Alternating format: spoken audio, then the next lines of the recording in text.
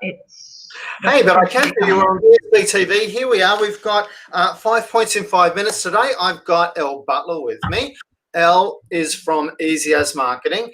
Elle is awesome at all things marketing, but her key claim to fame is helping people narrow down who they're talking to. So I thought we'd talk about that, and why we've called it Don't Waste Your Money on Marketing isn't because we don't believe everyone should market, but there's no point marketing just saying, hey, you, because everyone thinks you're talking to someone else. Hey, Elle. That's very true, Kevin. Hi, and welcome to everybody, and thanks for inviting me. Thanks for the opportunity. Thanks a lot for coming along. So 5 quick points. So when we are trying to talk to someone, why is it more important today than ever before to people to get really specific about who they are talking to?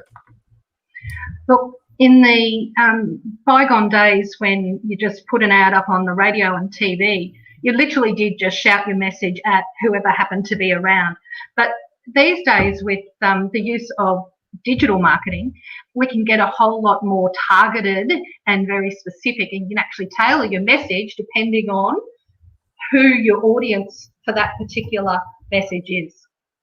Cool, and it's a combination of things there. There's one, we can target our audience, be really, really specific about that, and that way we can talk exactly to them. But alongside that, we can save a truckload of money because we don't have to send it to, the 4 million people in Queensland. We can send it to just the, 1,000 that actually this applies to.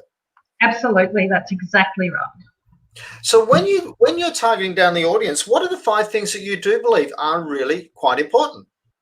Well, whenever I'm writing content for my clients, the first thing, before I put pen to paper or strike a keyboard, I look at who the audience is. So their age, their gender, where they're located, their likes and dislikes, and their family commitments. So that's sort of the 5 points all the time. So talk to me about why each of those is a little bit more important. Sure.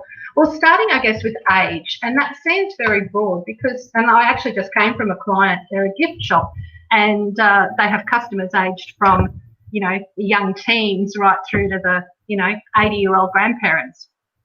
But their marketing message, so in the olden days of TV, they would put one marketing message, come and buy your gift here.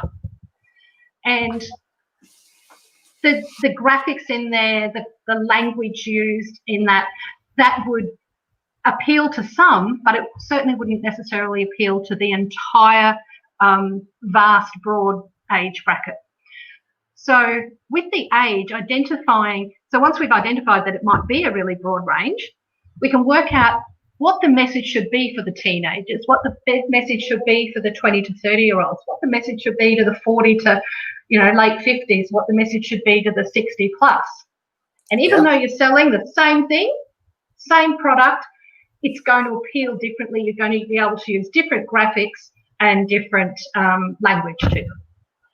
Cool. So we may have one campaign, but it may come out in 5 different segments, as an example. Exactly. Yep. Precisely. Okay, now I get that. Cool. Gender. Yeah, and you would think in this politically correct environment that we should be able to have one message no matter what the gender. But the truth is men and women do still think differently.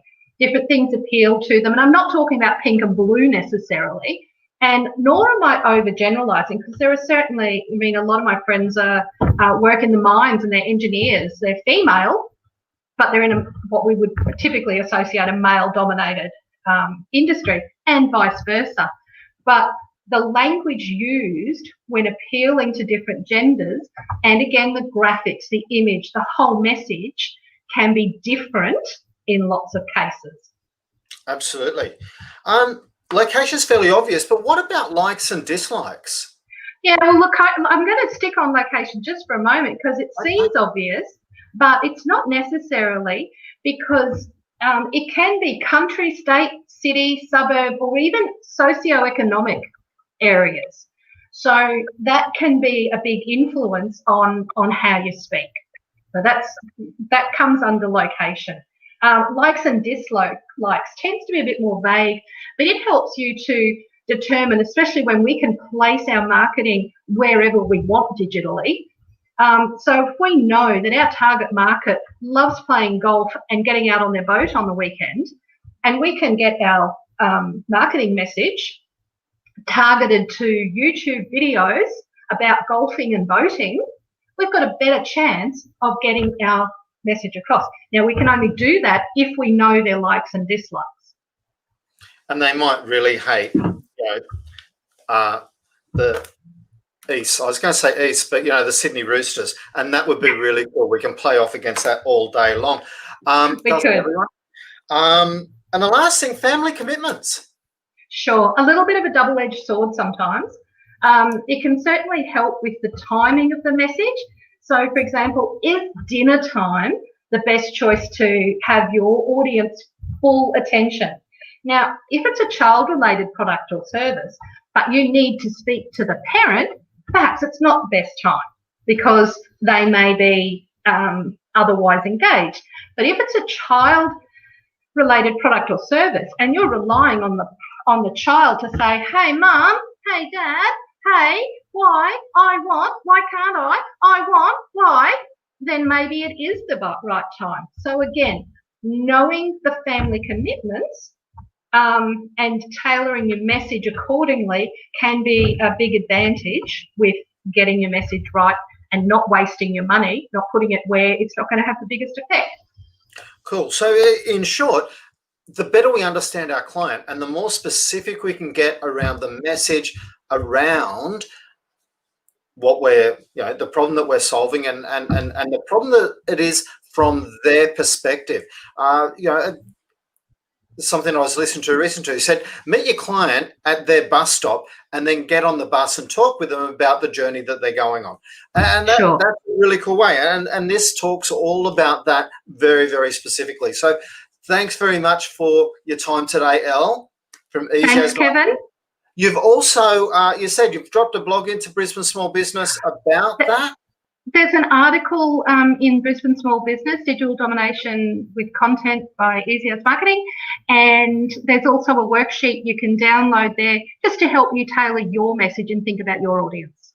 And that's fantastic. That's always on our business portal at brisbanesmallbusiness.com.au. Today, thank you very much for your time, Elle. Thanks, Kevin. Thanks, everyone. Have a great day. Catch you later.